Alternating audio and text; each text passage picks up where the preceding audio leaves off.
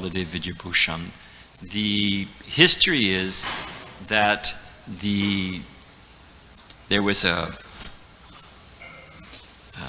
tension over who should worship Govindadev, Rupa Goswami's Govindadev in Jaipur.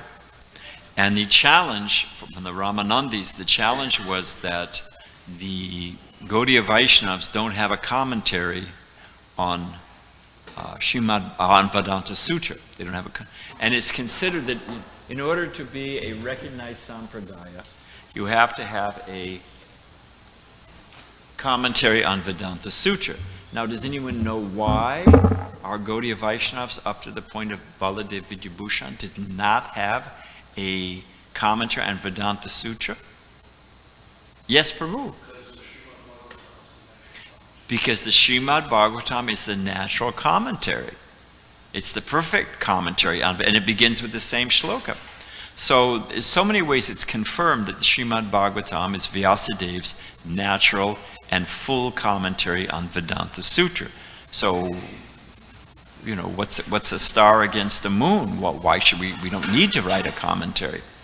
But because the king of Jaipur was very much inclined to Vaishnavism. And he was actually instructed by Vishnu Chakravarti Thakur in a number of ways. There's letters and communications back and forth. He would ask Vishnu Chakravarti Thakur for advice. So when this came up, he didn't like it, the king of Jaipur, but what to do? You know, the Pandits were raising this challenge and made their case. So he wrote to Vishnu Chakravarti Thakur in Vrindavan, can you come? He said, I'm too old to travel, but I'll send Baladev Vidyabhushan. So Baladev Vidyabhushan, on the instruction of the Vaishnavas and Vishnu Chakravarti Thakur, came to Jaipur, and he offered his full dandavats, prostrated obeisances, for 3 days, without drinking or sleeping or eating, 3 days praying, please, please, please empower me. And at the end of 3 days, a garland came off Jaipur, Govindadev fell off and looped around him. And he took it, all right, now we've got the blessings. And he wrote our commentary, our Vaishnav, Gaudiya Vaishnav commentary on Vedanta Sutra. And it came out, as Prabhupada said, it came out very nicely. And so they were all shocked.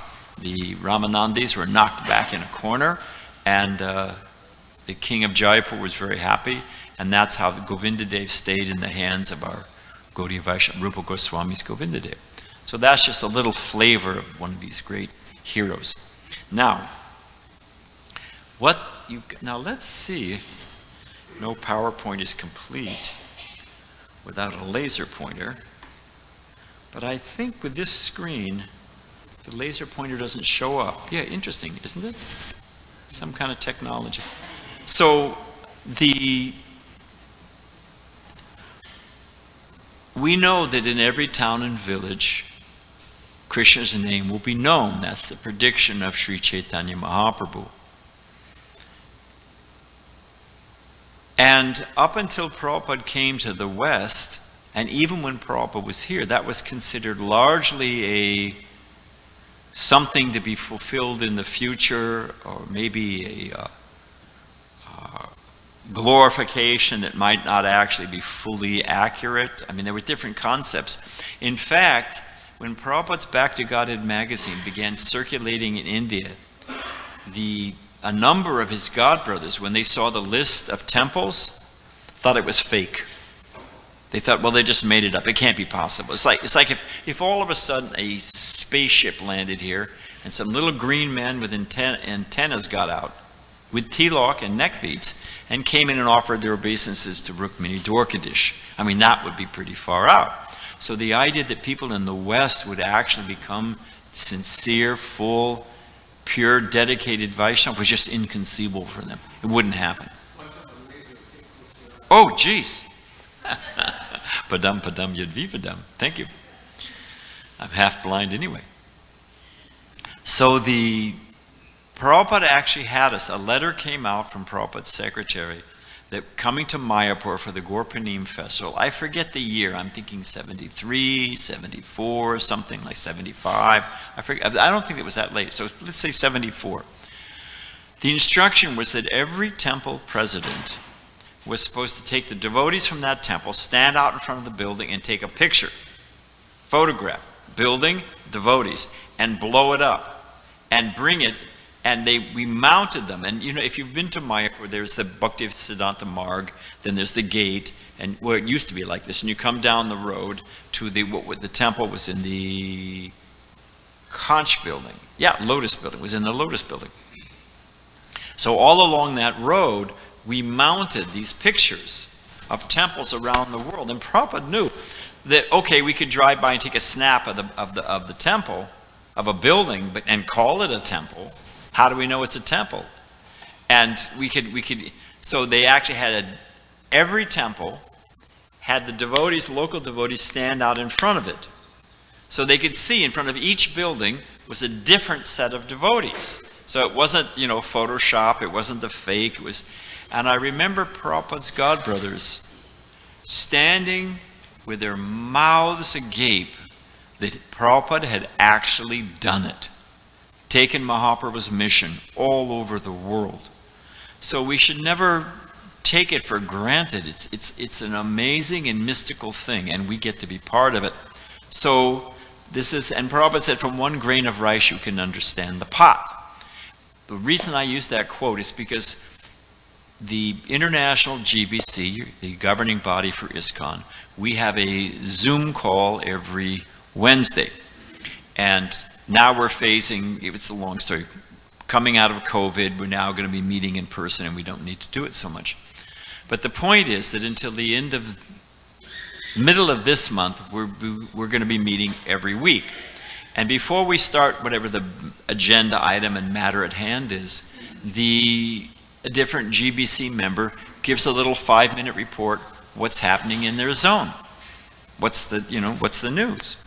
So I've been saving those. We've had 3 or 4 so far. And so these are excerpts and a few other things I've thrown in from, these are reports by members of the international governing body of ISKCON, the GBC, and little reports, snippets from there. The problem with this presentation was not getting enough material. The problem was what I had to clip out, because I've got to fit this in 45 minutes or whatever it is.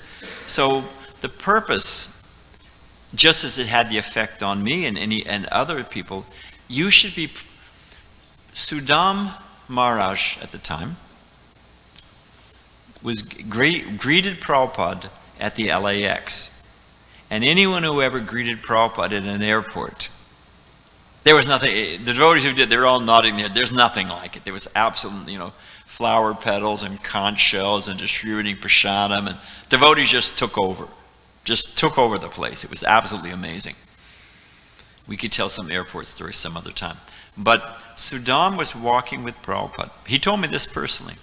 He said, Prabhupada, when I'm walking with you, I feel proud. And Trinadapi Sunechena, we don't want to be proud, we're humble and all that. But there's a quiet confidence of being a devotee. Prabhupada said only a devotee knows who is who and what is what. We know what's going on in this world and how it all fits together. And you should be, not arrogance, but a quiet, confident pride that this is Mahaprabhu's movement. I'm a member of Sri Chaitanya Mahaprabhu's movement, and we are changing the world. So just to confirm that bona fide Vaishnava sentiment of amazement at the power of Sri Chaitanya Mahaprabhu and the Vaishnavas, that's the purpose of this. So this is an intro. Now, I guess I just do this, yeah? Well, why isn't it moving? Oh, here we go. Okay, I don't have my laser pointer, but you notice our chap in the middle there? You notice there's no way out of his box, in his cubicle? So the fact of the matter is, we've got this human form of life. And what are we doing with it? Most people, as Prabhupada said, polish dogs and cats, eating, sleeping, mating, and defending. So what? We've done that lifetime after lifetime, in all different forms and shapes, and it's chewing the chewed. It's this, like sugar cane, you know, there's no juice left. It's been chewed out. And we do it again and again and again. One of the biggest problems in the world, there was a survey done by, it was Johns Hopkins, which is one of the best medical schools in the world, and they did a survey on the mental state of people in America. And then they did a similar one, I don't know, with Oxford or who did a similar one in the UK. Loneliness. People feel alone with good reason. So this is a quote from, it's a long story, but leading lives of quiet desperation. Most people lead lives of quiet desperation. They've found in business for incentive, we'll get rolling in a second, I just want to set it up. You know, people are motivated, you give them more money, you give them a corner office, you give them a title, but there comes a point of diminished returns. There comes a point where, you know, you can give them a little more money, it doesn't make a difference. You give them a bigger office, doesn't make a difference. You know what one of the strongest motivator, human resource studies, and you know what gets people enthusiastic? To feel that their life means something. To feel that they're part of something bigger than just getting their rear end to Walmart and back, you know? There's more to life. And then what did I accomplish? What did I do in this world that made a difference? So, being part of Sri Chaitanya Mahaprabhu's movement, your life is not wasted. We're putting our shoulder to the wheel and pushing the mission of Mahaprabhu forward, which is the last best hope of humankind in the age of Kali. No question about it. Okay, so that's a little preface. And this, I always like this. You notice the airplane? You notice the sign says, "Learn to fly here"? Jeez, that was lost in translation, you know? Prabhupada, it was in Detroit, and a man kept saying to Prabhupada in a darshan, "But we've made advancement, we're making so much progress, we're making progress." Prabhupada said, "Yes, your progress is like a moth into the flames." So sure, you're moving, but in what direction? So, you know, so many gizmos and devices and this and that, and everything's getting so, you know, they've accomplished so many, but in what direction? What is the benefit? Okay, so this is, now you can, we don't want to extend things, but if I get something wrong, you can help me know, because Yudhishthira Govinda Prabhu is, this is a project pulled off in India, with the Calcutta devotees, Radhanath Maharaj, and leaders all over India.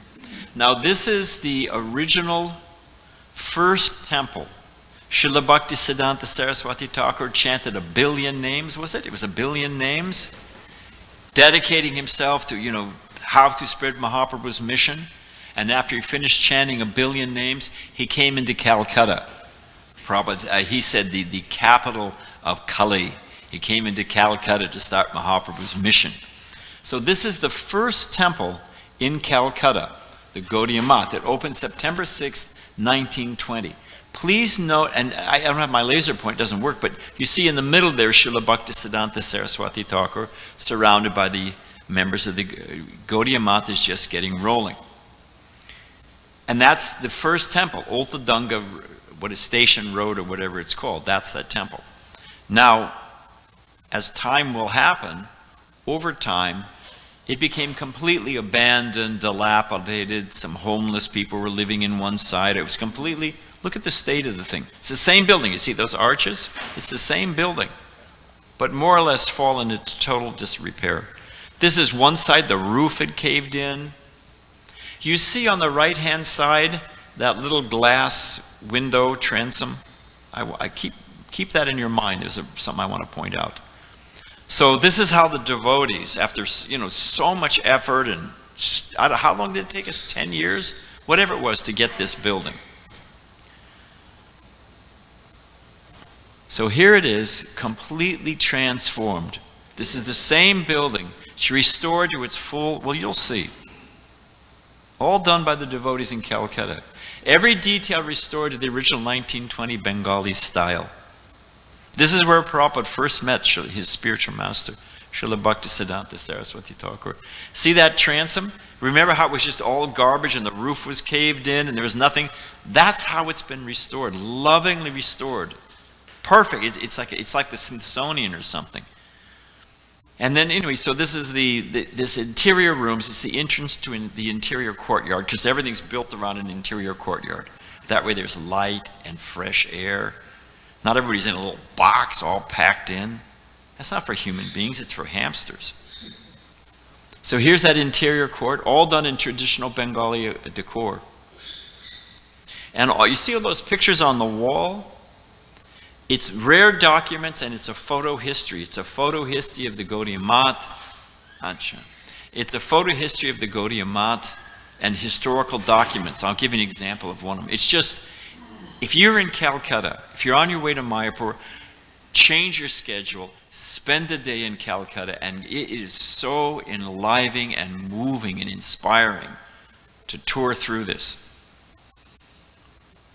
So this is an example. This is an original copy of the Nadia Prakash. This is the daily newspaper of the Gaudiya Math.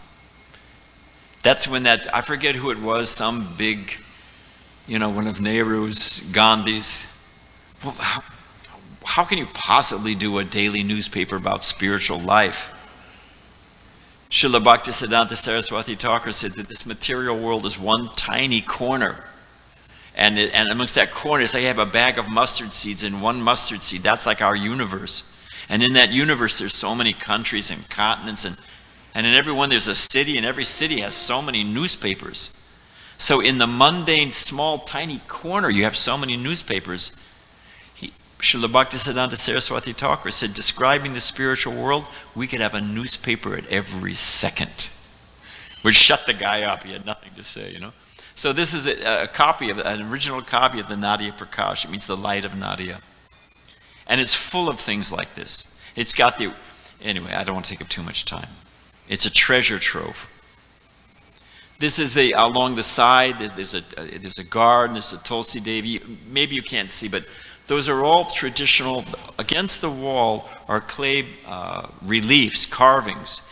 And they're all different. There's traditional Bengali designs, there's village scenes. So we took that same art, and they're all scenes from Mahaprabhu's Leela against the wall. This is Srila Bhaktisiddhanta Saraswati Thakur's bedroom at Ultadanga. Now, this is in 1922. Srila Prabhupada was dragged by his friend, Narendra Mullik. Said, oh, I've seen a nice saintly person. Prabhupada said, I've seen so many frauds, and I'm not interested in going. He didn't want to go.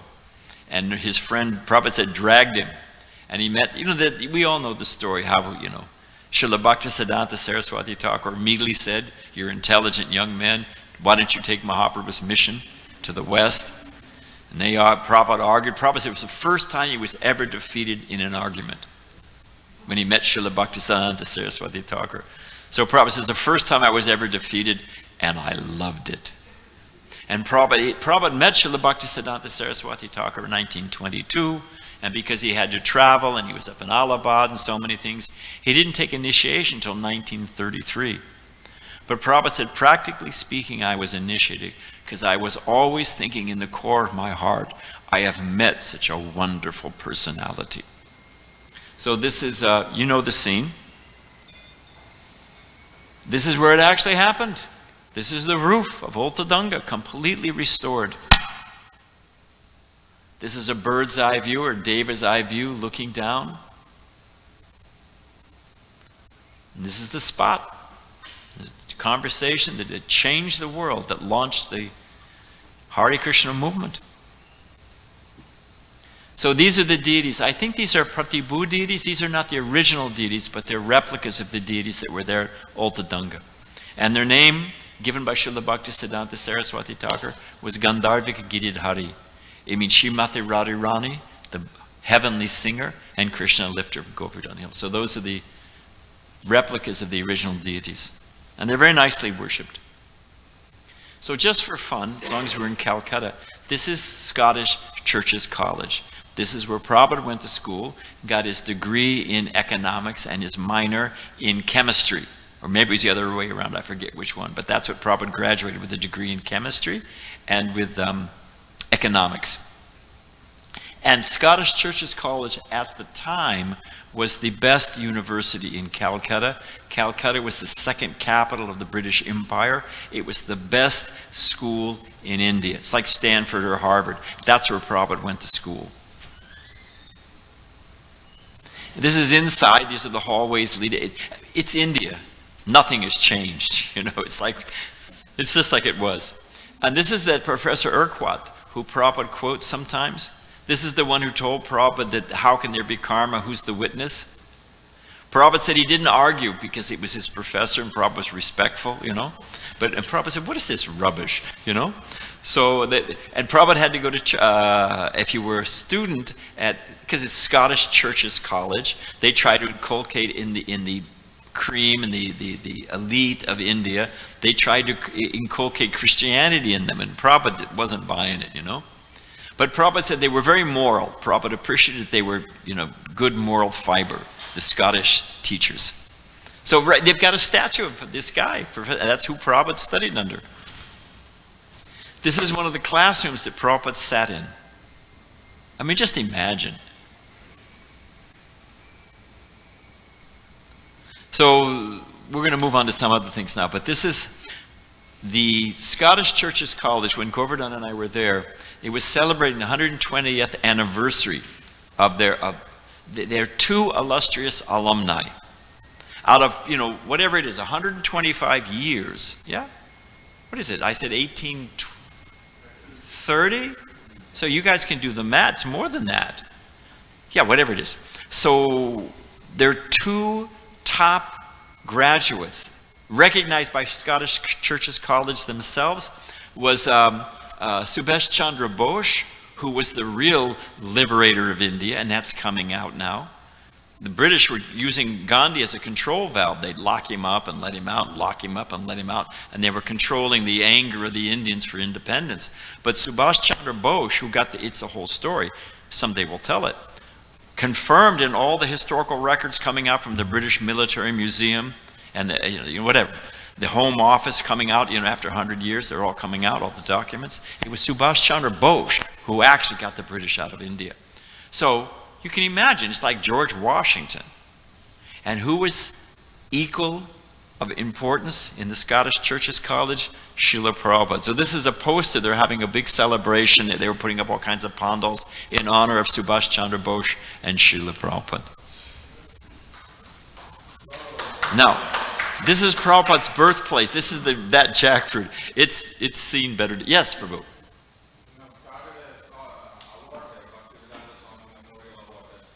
Every year in the Scottish Church College. All right, whatever it is. Okay, we're going to roll on. Thank you, though. Okay, this is Prabhupada's birthplace, which the devotees in Calcutta and the devotees in India, Radhanath Maharaj, Jayapataka Maharaj, so many, they managed to get, to get something in India, you got to move out the squatters and the third degree relatives and, who are insisting, it's just, so there it is. And that's the jackfruit tree.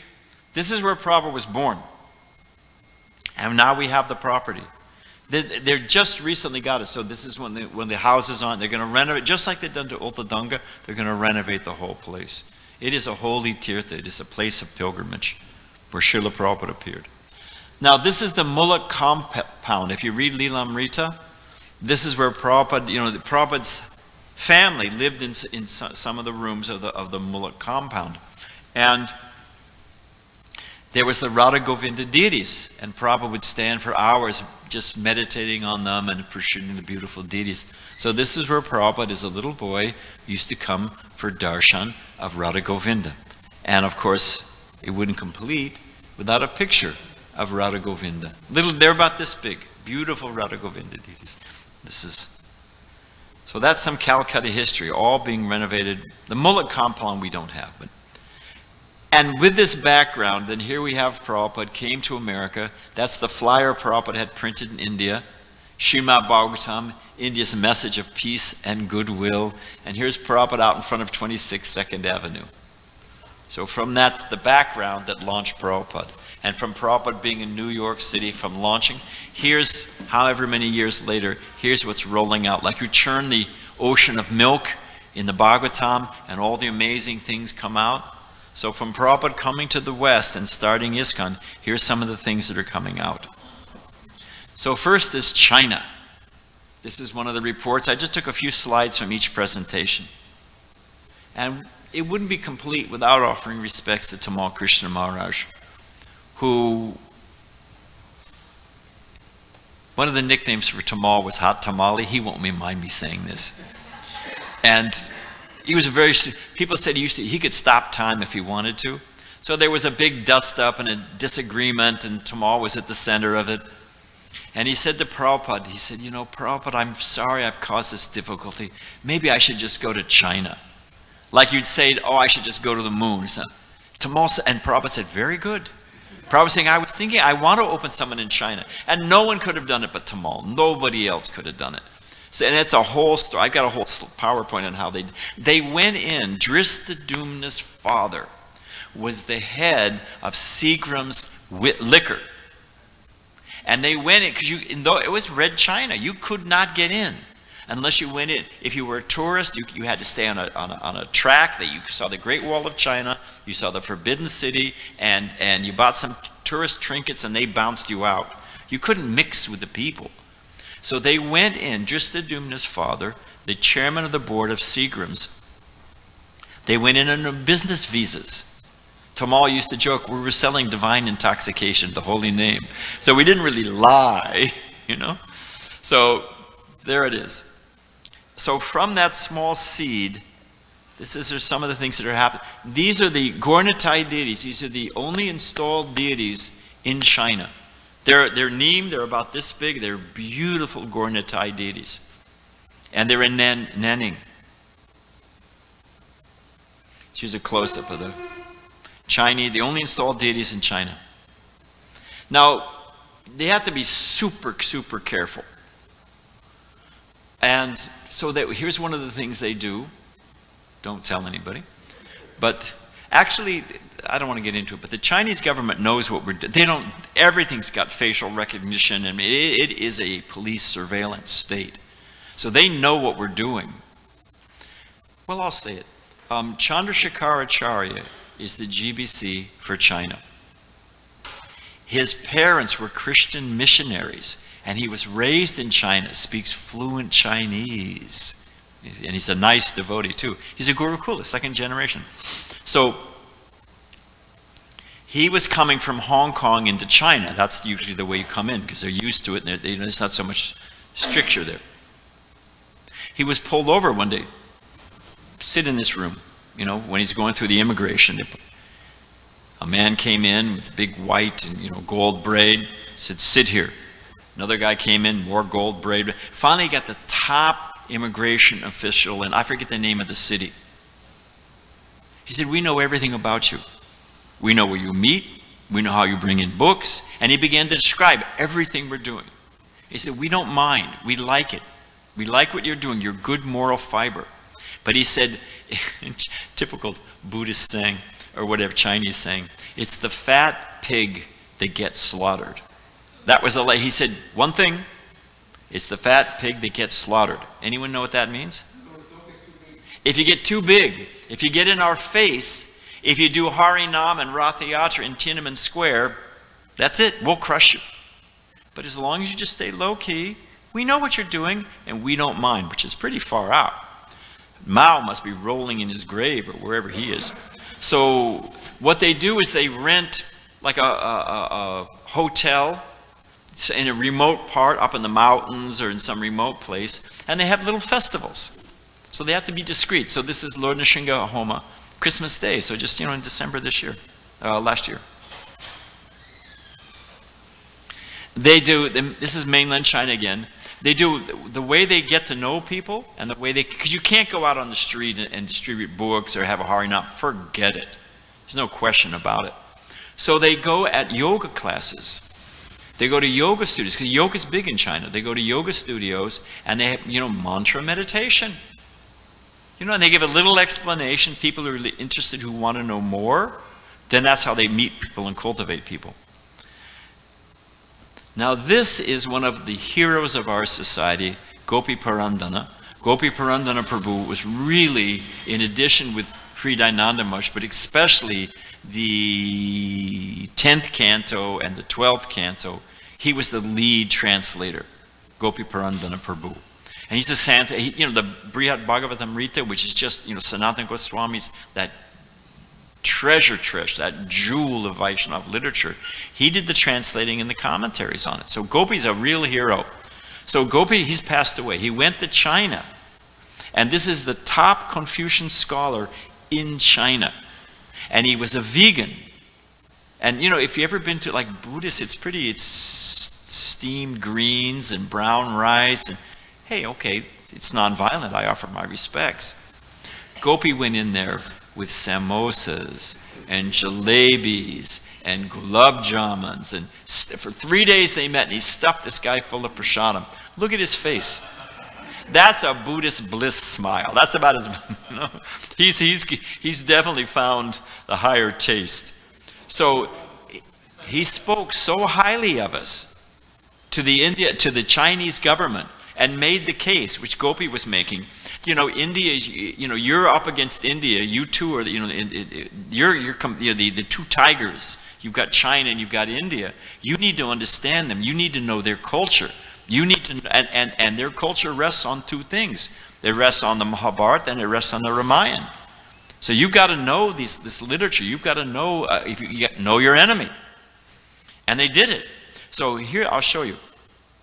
They actually licensed, this is legally printed Srimad Bhagavatam set. And it's available in Cantonese and Mandarin, which are the two main languages. Now, since then, they've tightened things up and they've taken away our license. But they don't let anybody print, you know, they're very careful. I mean, every Xerox machine, like a fingerprint, if you Xerox something, every Xerox machine is registered. They find you pass out some flyer, they see this, they know who's got that Xerox machine. They'll track you down. So, but the intelligent devotees printed a huge stock of books. Swavas is thinking, don't say more, Swami, because, you know, Swavas is in the deep in this book, you know, he knows. So anyway, but these are Chinese books. These were legally printed. So when we had a license, Bhagavad Gita, Your Ever Well-Wisher, and Science of Self-Realization. And they have a stock of them, and they distribute these books. This is a reprint of the teachings of Lord Chaitanya. I mean, it's just inconceivable. So due to increased restriction, the legal ISBN numbers, I guess that's what lets you print. You have to have the cover of the book. But the distribution continues in various ways. Various ways is a euphemism. Don't ask, don't tell. This is in Hong Kong. Hong Kong is also just under the grip, you know, but it's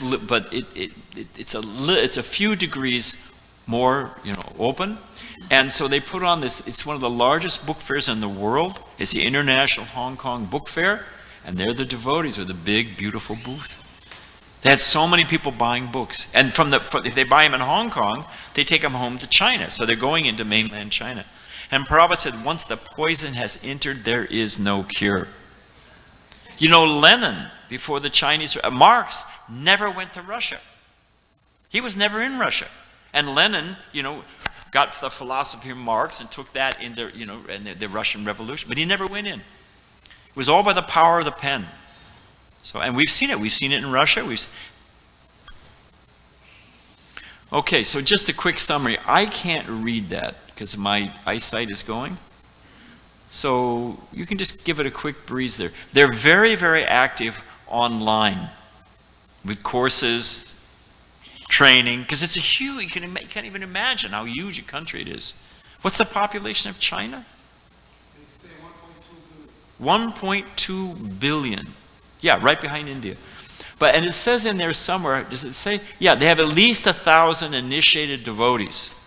And it slowly but steadily increased. But 1,000 initiated devotees. They've got preaching centers without deities, because you might have to pack up at any point in time, all over China. Now we've moved to Albania, just for fun. We just got I don't know if you know about Albania, but they were still, it's like the little Japanese guys that are still out on an island. I think World War II is still going on. Albania, until the people finally revolted, was one of the heaviest dictatorships and communist countries in the world. Although it's just a crazy place. They used to have bunkers all over the place because the Americans, they said, are about to invade us. World War II never ended. It's just a wild place. It's just opened up, and these are 4 brahmacharis are moved in there. And just so you know where Albania is, here's a little bit of a map. You know, it's off the coast, on the other side of the, what is that? Not the Adrian Sea, I forget the name, but there you are. It's north of Greece. And it's a for many years it was run by the Turkish Empire. So it's mostly Muslim, with some Christian. And here are the devotees, nice pious Muslim ladies, getting books. They're out on Harinam chanting. It's taking off. It's going to be fantastic. ISKCON Albania Kijai. Adriatic, that's the word I was looking for. Now we've moved to Slovakia. Slovakia used to be Czechoslovakia, and it broke into the Czech Republic and Slovakia. So, and Prabhupada says they want United Nations, and all they're doing is putting up more flags. Nobody can get along with anybody. But this is the devotees in Czechoslovakia, 5.45 million people in the country. That's for location. There it's, you know, you see it's above Hungary. You see, all right. They have 3 restaurants in the capital. 25,000 guests last year at their 3 different restaurants. And they've actually given shelter. Many of the devotees who had to flee from Ukraine, it's just, you know, their houses are being blown out from under them. So there they are. Now we've gone to the Czech Republic, 10 million people. This is a picture of Prague, which is the capital. It's the 5th most visited capital in Europe. So they get tons of tourists. This is where, to give you an idea, it's right above Slovakia, below Germany. This is their temple in the capital. I love this picture. This is their Ratha Yatra. And it's, like I said, it's the 5th most visited by tourists from all over the world, and especially in the summertime. It's called 3D architecture. The whole place, it was never bombed during World War II, and it's just you know, for material architecture, it's a gorgeous place. So all these tourists, and here's the devotees right down the main street with the Ratha Yatra. Ratnabhushana, the great hero. Fantastic. I'll have to send him a picture of it. So this is their farm since 1990. 90 adults, 31 families, 50 children, 26 grihasta houses, and of course, 12 cows and 6 oxen. But the next slide is the one I get really appreciated. It just goes to show if you actually work the land. This is per year. So 10,680 liters of milk. How many liters? Liters bigger than a gallon, smaller than a gallon? Huh? Anyway, so you can do the math. 30 tons of grains, 180 tons of grains, 5.3 tons of vegetables, 600 liters of apple juice, and 400 kilos of honey.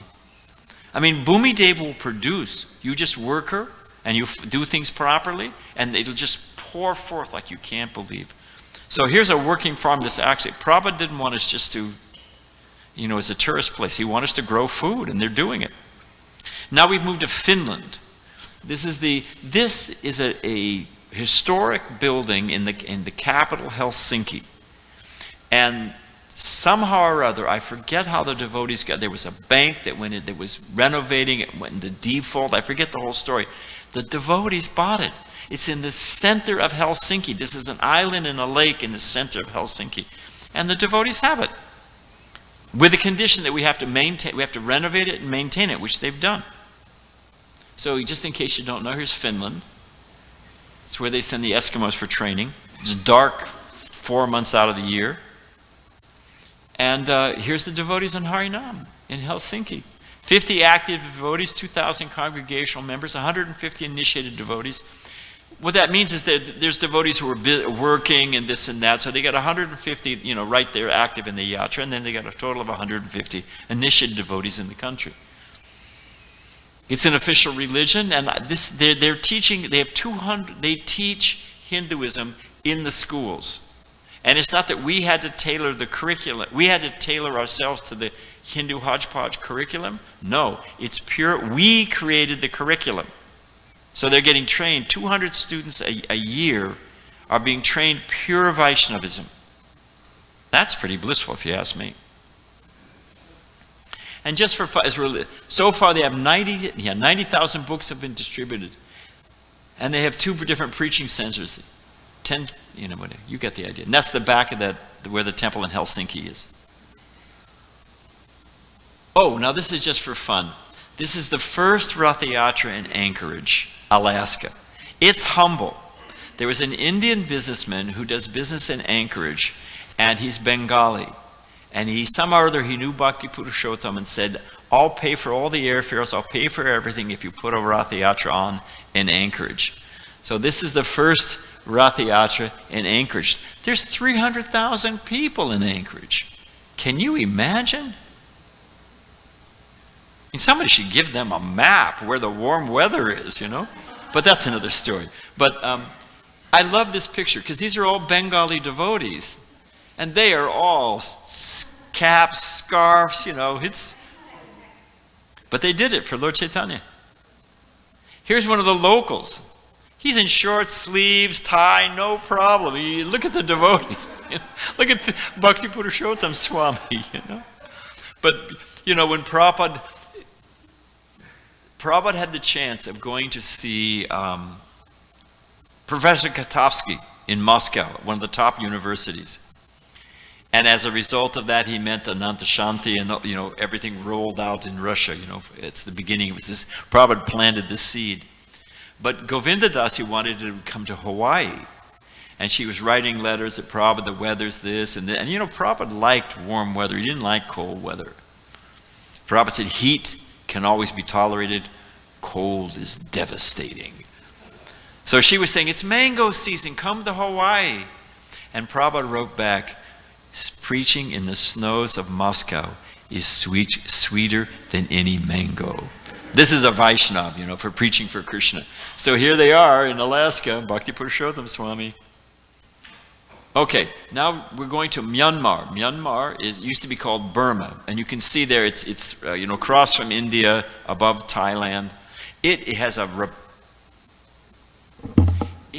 of the most horrible, rapacious, cruel governments in the world.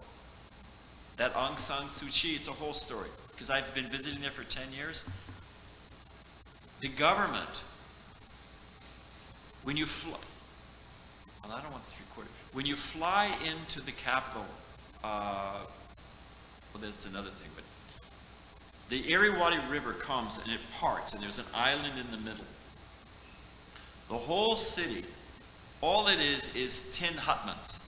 You know, those blue tin roofs, and then there's some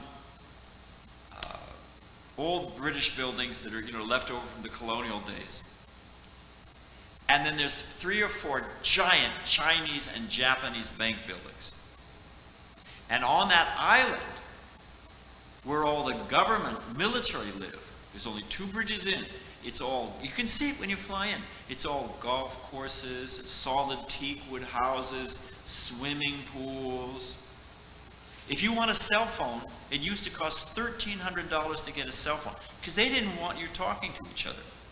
If more than 4 people gather together who are not family members, they can arrest you for holding an illegal public assembly. The government raised the price on staples so high, you know, cooking oil, rice, the people were starving. The monks, to their credit, the monks went out in the street to protest. This was about 3 years ago. The Burmese military set up machine guns and mowed them down. They killed.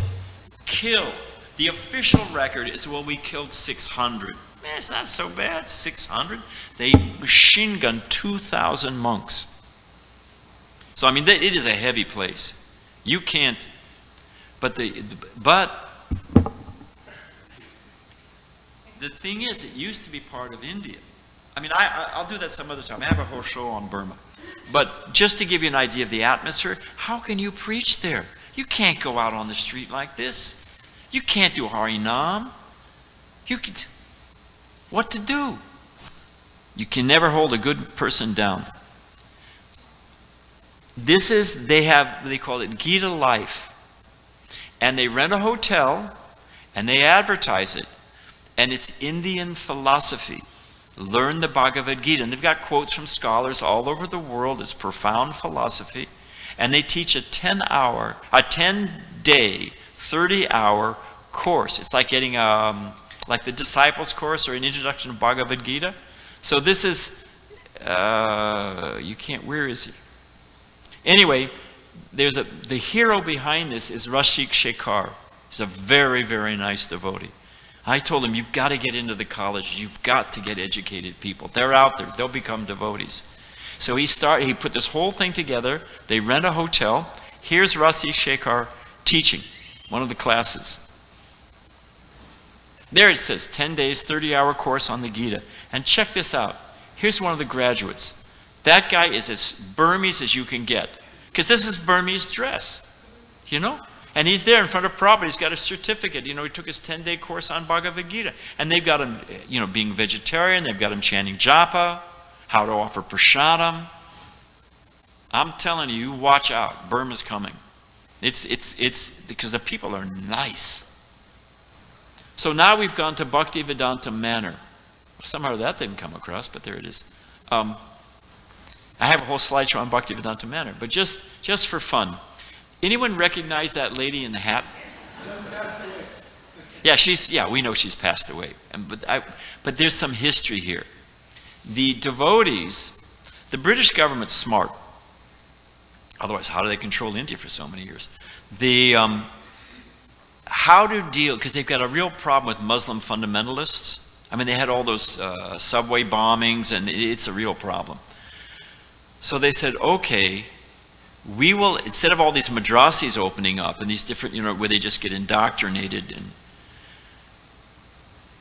we'll build you a school. We'll build you a first-class school, but you have to teach our curriculum. You can have your religious courses also, but you've got it, so they let them, you know, understand British ethos, democracy, Western worldviews, and all that stuff. Turn them into consumer units instead of terrorists. I mean, which one is, you know, but there it is. So, for the Queen's 75th Jubilee, so a devotee named Naveen Krishna jumped on this.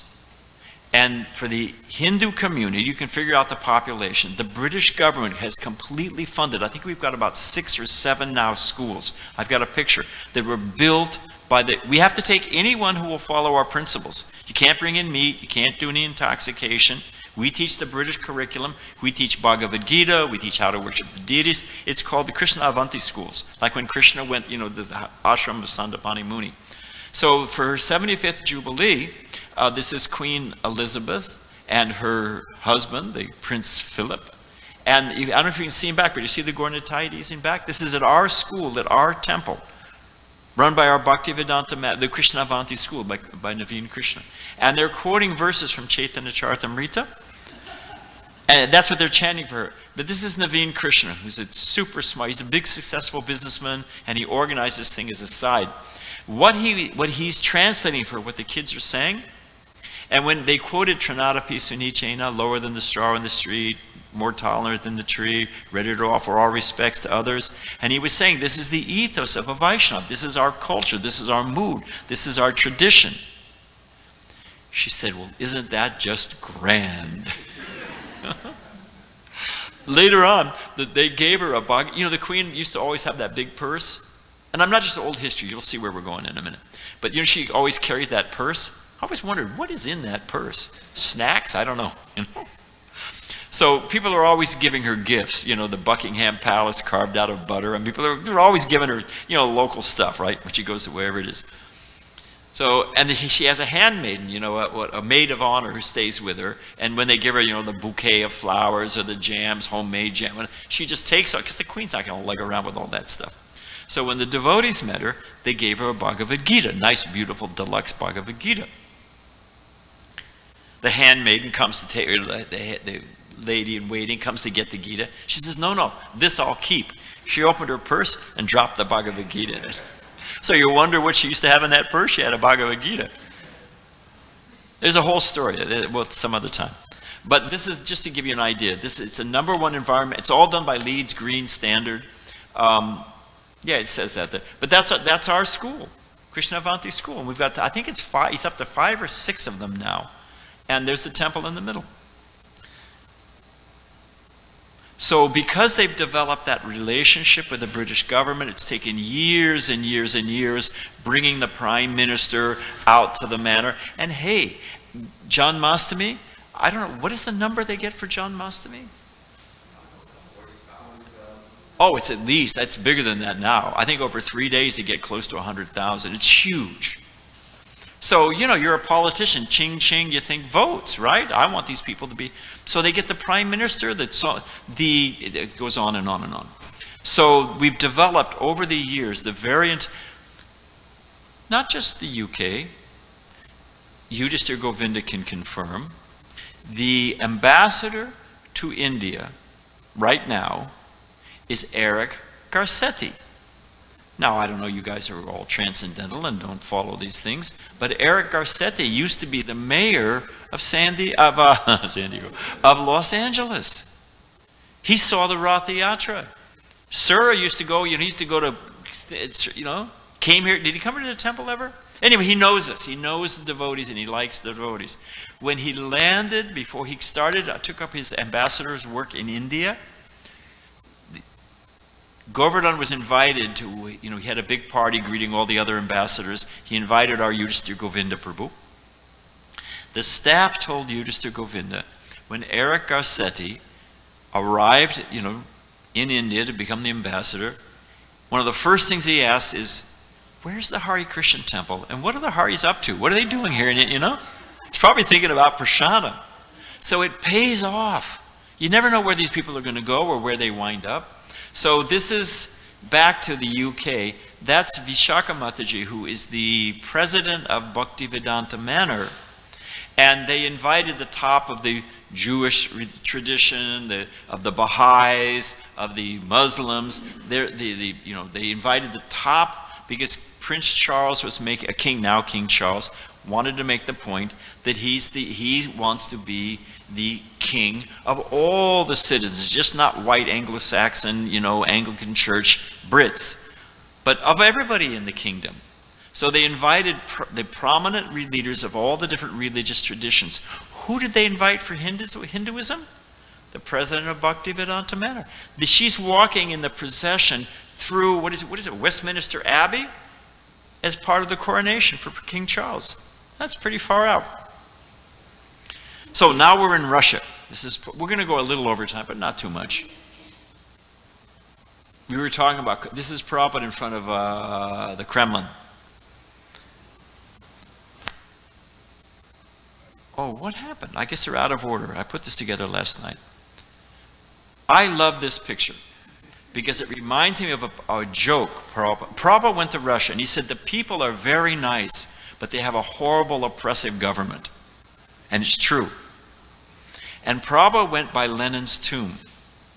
In the communist days, just like we all go, you go to Vrindavan, at least Vrindavan and Mayapur once in your life. The Muslims, you all got to go on Hajj. You got to go to whatever it is, Mecca once in your life. If you were in Russia and you were a member of the Communist Party, you had to at once go and see Lenin.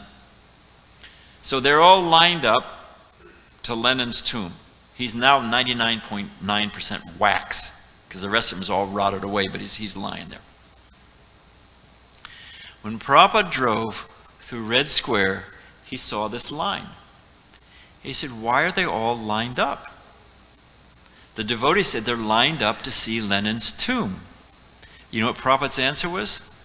Prabhupada said, you know why they're lined up? You know why they're going? Prabhupada said, to make sure he's dead. All glories to Srila Prabhupada. So from, Prabhupada went all by, who was with him? Shyam Sundar was with him. And from that, I have a whole slideshow we'll show sometime on Russia. But this is just a section. This is the Ural region. Just for you who are geography. Well, we're not going to worry about it then. Yeah, there it is, in the Caucasus regions.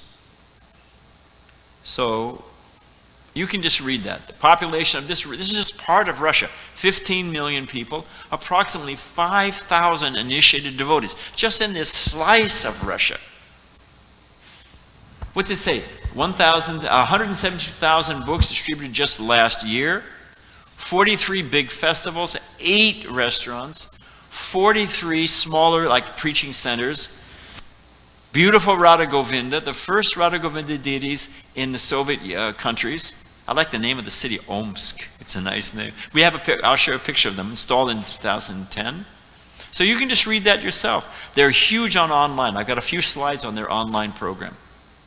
Okay. These are their deities, Radha Govinda, the only big Radha Krishna in Russia. And they're beautiful. They look Russian.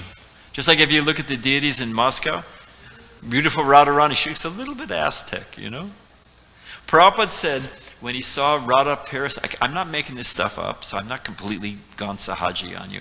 When Prabhupada arrived in Paris and saw beautiful Radha Paris Ishwara, Prabhupada said that all over the world, French women are famous for being the most beautiful. Prabhupada said, Krishna has come to get some French gopis. So a beautiful Radha Paris Ishwara, So she looks like a beautiful Russian girl. So you can just read this quickly. 3,000 initiated devotees in this other area. This is another section. Yeah. 1,000 initiated, 35,000. This is another section. But I guess I'll just fast forward because we're running out of time. I want to get into, they call it the Shravana Academy. It's their online education. They have 20 different courses and topics. They have 98 teachers, 5,200 students per year taking courses on Krishna consciousness online. It's huge. They offer Bhakti Shastra, Bhakti Vaibhav, Bhakti Vedanta. Those are the different books they have. It's all online. And this is fun. So how to study Prabhupada's books. It's huge online. And they take people. Their first step is they do a public program. Chant, dance, prasadam. Somebody signs up, they're interested. Then they get them in this, it's called, we're translating from Russian, Faculty of Social Programs. But what they call that is freedom from pain. Loneliness, anxiety, low self-esteem. They come to people on their social level and get them interested how, Krishna consciousness, practicing it will make your mind peaceful. Krishna says in Gita, what is it, 266? That there's no question of happiness unless you're peaceful, no question of peaceful. If you can't have steady mind, no question of a steady mind unless you have transcendental intelligence. Like that, there's a whole progression. So they work people all the way up, training them as Vaishnavas, and ultimately they become full-time devotees. All online. It's fantastic. Now we've moved to India. We'll be quick. I think this is the last one. So this is by Gauranga Prabhu. Those are the dioramas they've got at the Govardhan Eco Village, which is north of Juhu, Bombay. But I wanted to show something they're doing. This is just for fun. One of the projects that he's helping get going. This is the temple they're building in Jagannath Puri. Prabhupada, they would not let the Western Vaishnavas come into Jagannath Puri. Prabhupada said, we've taken the worship of Lord Jagannath Ratha Yatras all over the world, and they won't let us come into the Jagannath temple. Prabhupada said, he's Jagannath, not Purinath. He's Lord. So Prabhupada wouldn't go in. They wanted Prabhupada to come and speak. They invited. He would not go into the Jagannath temple. He said, we will build our own temple. So they're actually built. It's supposed to be done in, what is it, 4 years? Something like, I mean, it's pretty far out. Here's the floor plan. Give you an idea of the scope of the thing.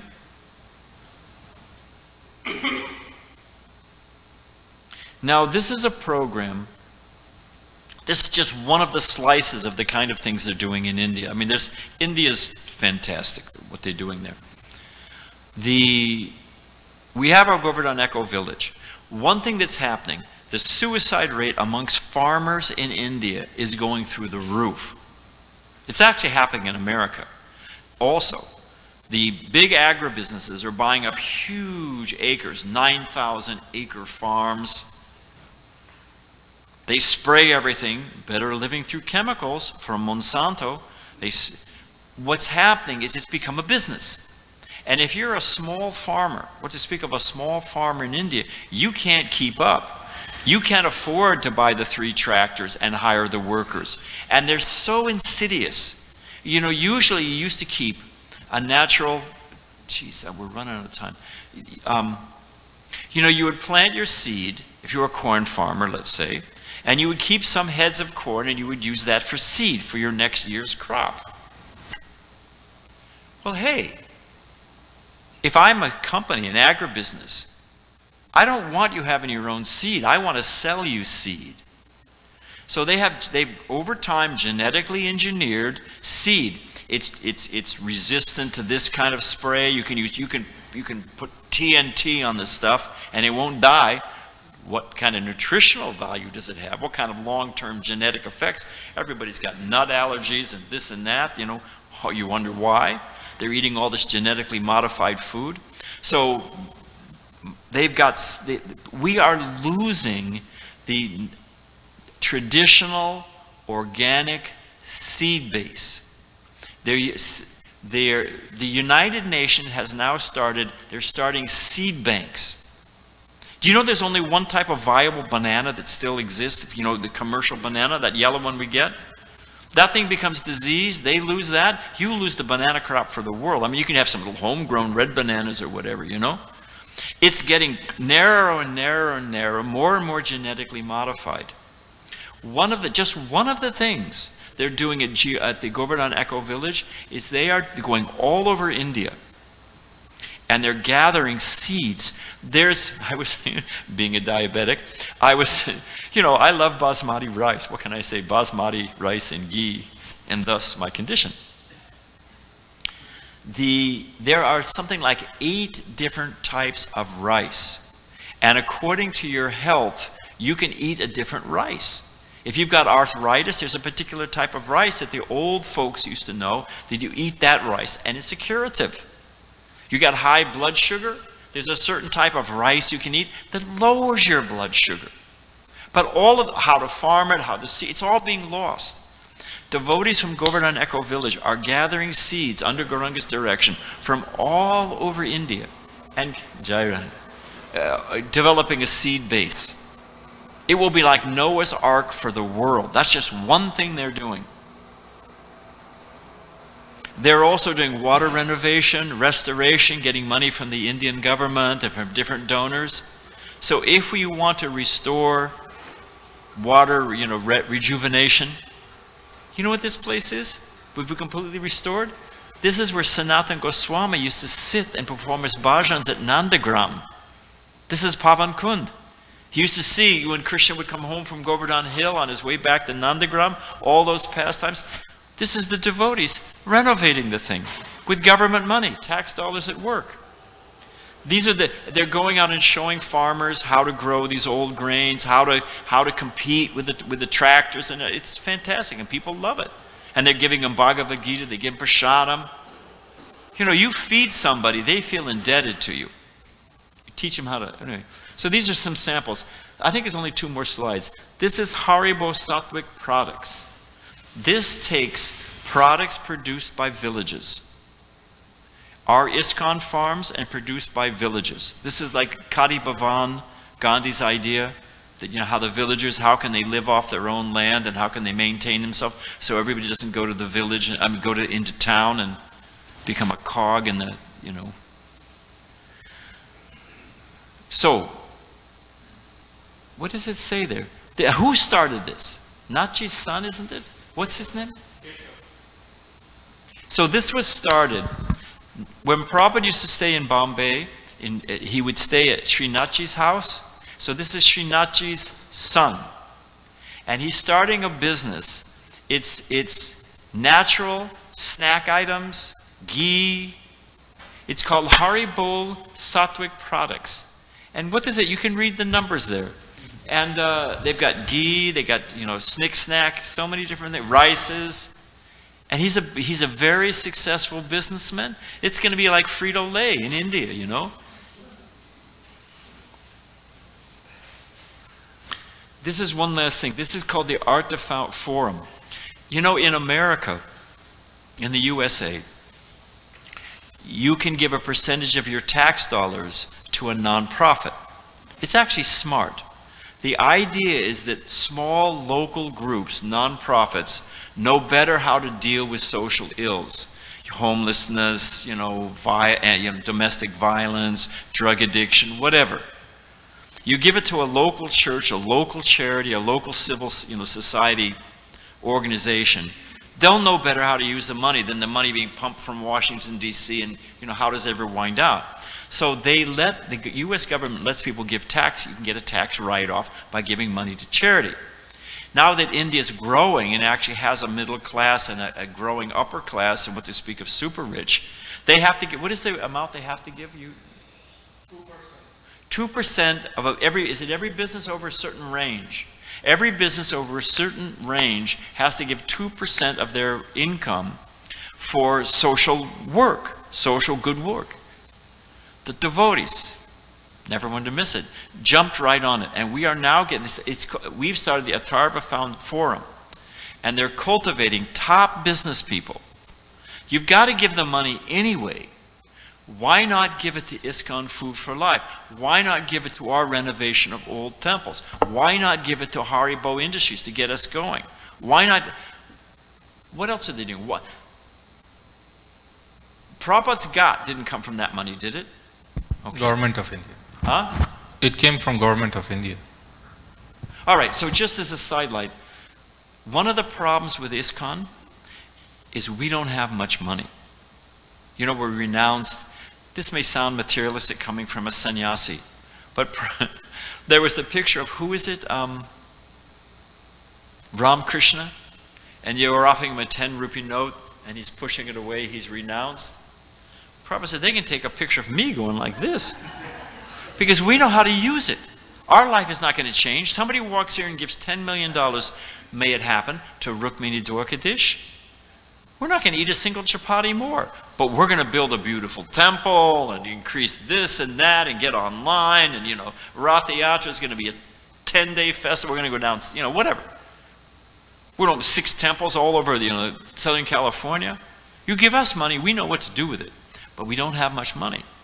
So Gauranga Prabhu, with other devotees, they've founded this Artha Foundation, and they're getting top businessmen to donate money. It's going to grow, and every country, like in the Middle East, they have what they call the Sovereign Wealth Fund. When they make money off that oil, they put a certain amount of the money aside, and it's an investment fund, it's a development fund. For example, when Cuba first opened up, if we'd had money, we could have walked in there with $150,000, purchased a beautiful Spanish-style mansion on the main street of Havana and turned it into a temple. We didn't have the money. Imagine if we could pump money into China, I mean, there's so many things going on around the world. If we had money. So our development, Prabhupada's genius. The Bhaktivedanta Book Trust turns a profit because of the pricing scale. And that money goes into the construction fund. The North American BBT has given more. How much is it? We give close to close to $250,000 a year to the TOVP. That's a lot of money. How much have we given over the... So we've been doing close to that for 10 years. That's like $2.5 million pumped into Mayapur. And Prabhupada wanted the BBT to be the development bank. He was specific. You can't spend it for maintenance. You can't spend it for what, you know. But if you've got an innovative, for renovating an old temple or expanding for the preaching work, Prabhupada let the money be spent for the Radha Damodar buses. So money makes a difference. And Prabhupada wanted us to have a development bank. So in India, they've got this Artha Foundation. You have to offer them respects. So that is a sample. Oh, this is just short, but just for fun. This is the last one, I promise. This is Mongolia. This is an example. How many of you, before you saw this slide, could even find Mongolia on a map? Ah, okay, good. There's a few. This is what it looks like. What did it say? What's the population? You see the size of the place. I got the population in here somewhere. It's the home of Genghis Khan. And that's what it looks like. Outside the small cities. Oh, it's 3.5 million people in this huge country. This is in the capital. What's the Ulaanbaatar? Ulaanbaatar is the capital. This is Bhakti Vaibhav Maharaj. He's the GBC. These are all Mongolian devotees. And we have a temple. We have a restaurant. And here's what's really far out. They are building this temple. Okay, it's a nice computer rendering. Because they were oppressed for so many years, they're trying to renovate. Anything you build, big size, it has to look Mongolian. It has to be Mongolian tradition. So they told us, you can do whatever you want inside. We'll give you permission. We'll let you build this. It's right in this capital. But it's got to look Mongolian. So this is a Mongolian Buddhist style building. But it's our temple. You know, got the chakra on top. And there.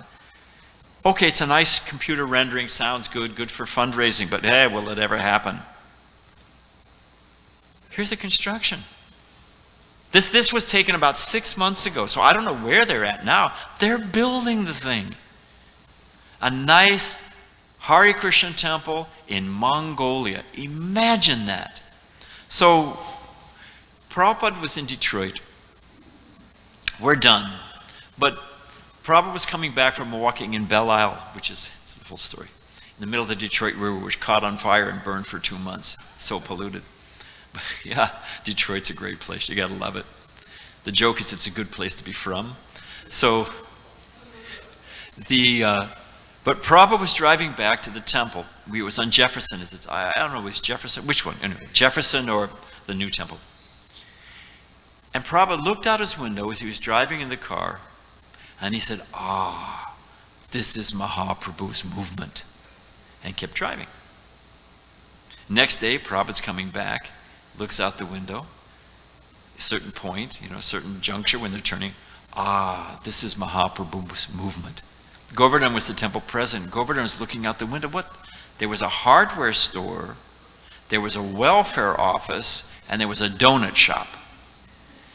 He's thinking, prasadam distribution, donuts, Mahaprabhu was the most magnificent, so So the second time, Govardhan asked Prabhupada, and Prabhupada had seen at the hardware store, this is the advertisement for Sherwin-Williams paint.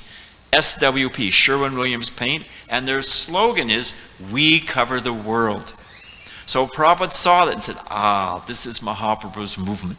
Every town and village covering the world. And it's actually happening. And we get to play our role in it. We get to play a part. So be proud that you're Vaishnavas and we're serving Sri Chaitanya Mahaprabhu. And we're changing the world. It's the best thing to do with your life. All right, thank you very much. Sorry we went over time, but Hare Krishna.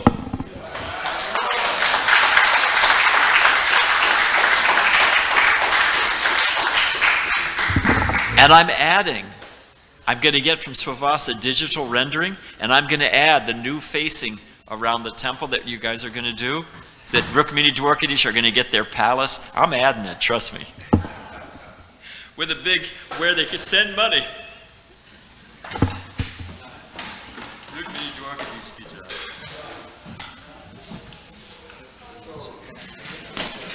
Yeah, you have an email address? my... Prabhu, why don't you give class tomorrow and then you can show your presentation at the end? No, but that we're going to do.